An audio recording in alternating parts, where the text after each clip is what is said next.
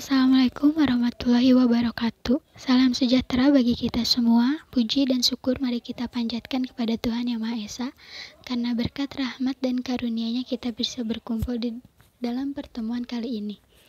Yang terhormat Ibu Cucun Seningsih, SPD MPD, serta teman-teman yang saya banggakan.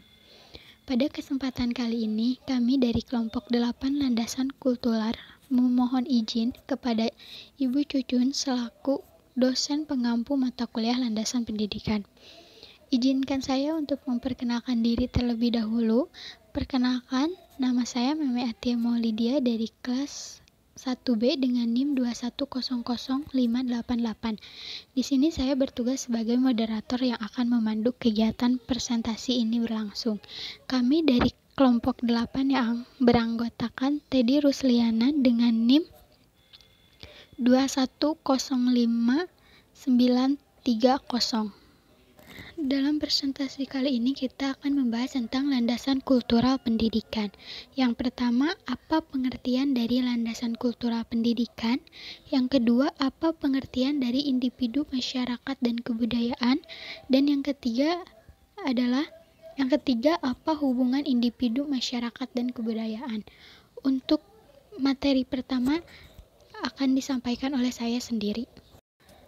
Apa itu landasan kultural pendidikan? Pendidikan selalu dikaitkan dengan manusia, tetapi setiap orang selalu menjadi anggota masyarakat dan pembawa budaya tertentu. Dalam Undang-Undang Republik Indonesia Nomor 2 Pasal 1 Ayat 2 Tahun 1989 menegaskan bahwa sistem pendidikan nasional adalah pendidikan yang berakar pada budaya, Pancasila, dan bangsa Indonesia berdasarkan Undang-Undang Dasar 1945.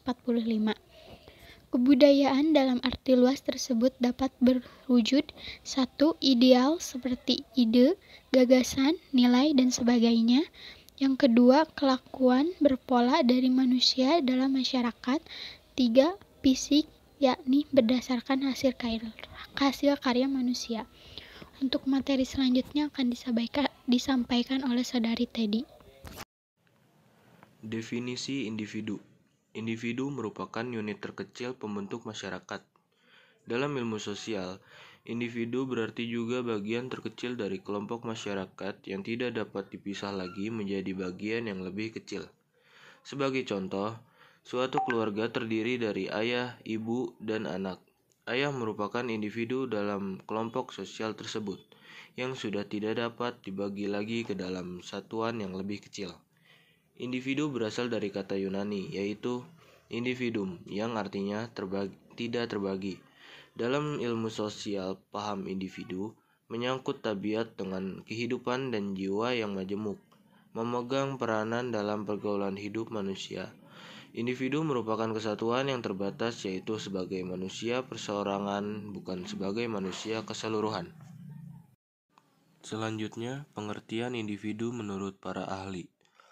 Yang satu, menurut Vinia Agustia, merupakan suatu sebutan yang dapat dipakai untuk menyataan suatu kesatuan yang paling kecil dan terbatas.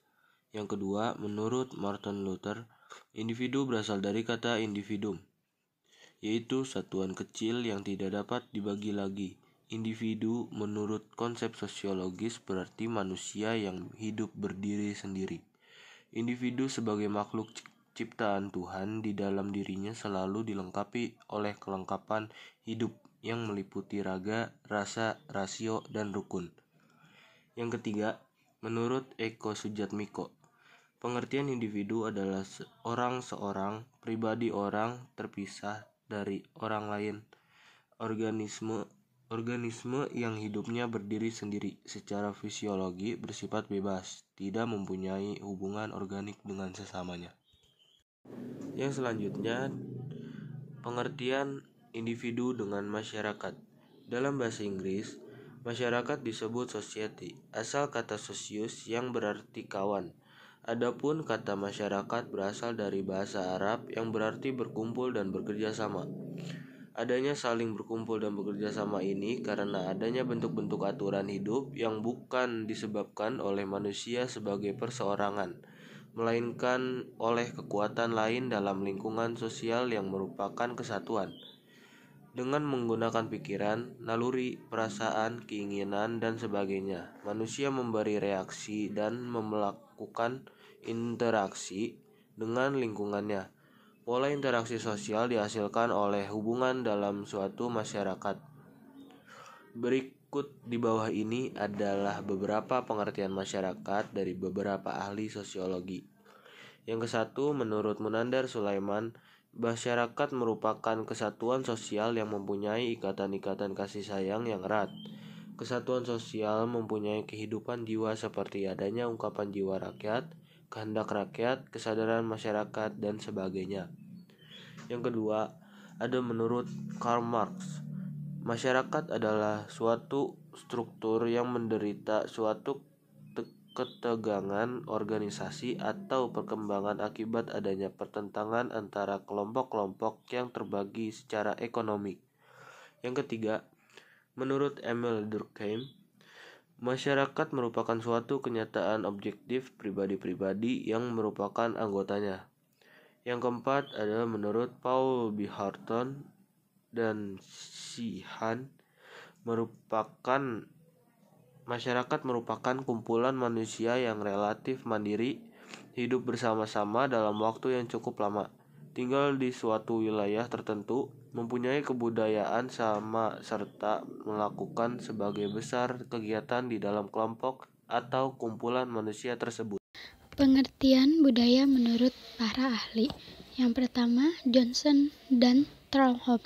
Menurut mereka, pengertian budaya diartikan sebagai seperangkat norma, nilai, kepercayaan, adat istiadat, aturan, dan juga kode. Menurut yang kedua, yaitu menurut Gerd Hofstede, budaya adalah memprograman bersama atas pikiran yang membedakan anggota-anggota suatu kelompok orang dengan kelompok lainnya. Yang ketiga, menurut Ki Hajar Dewantara, budaya yang ada di Indonesia sangat berpengaruh pada perubahan kondisi alam yang ada di Indonesia dan berkembangnya zaman dari masa ke masa. Hubungan individu, masyarakat, dan kebudayaan. Aspek individu, keluarga, masyarakat, dan kebudayaan adalah aspek-aspek sosial yang tidak bisa dipisahkan. Tidak akan pernah ada keluarga, masyarakat, maupun kebudayaan apabila tidak ada individu.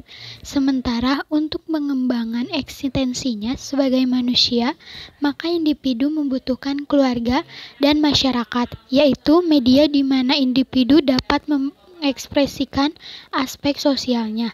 Di samping itu, individu juga membutuhkan kebudayaan, yakni wahana bagi individu untuk mengembangkan pencapaian potensinya sebagai manusia.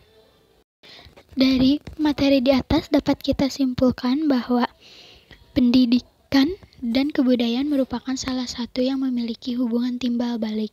Hal ini terjadi karena salah satu cara melestarikan dan mewariskan kebudayaan yaitu melalui pendidikan formal maupun non-formal. Dalam hal ini, aspek individu, masyarakat, dan kebudayaan memiliki perannya sendiri. Tiga aspek tersebut memiliki hubungan yang erat dengan pendidikan, di mana setiap aspek tersebut memiliki peran untuk pendidikan, di mana individu sebagai cara informal, masyarakat sebagai cara non-formal, dan kebudayaan sebagai cara formal melalui lembaga pendidikan.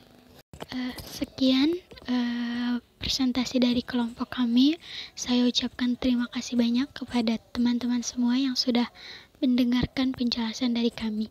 Sekian dari saya, mohon maaf bila ada salah kata dalam presentasi ini. Sekian, wassalamualaikum warahmatullahi wabarakatuh.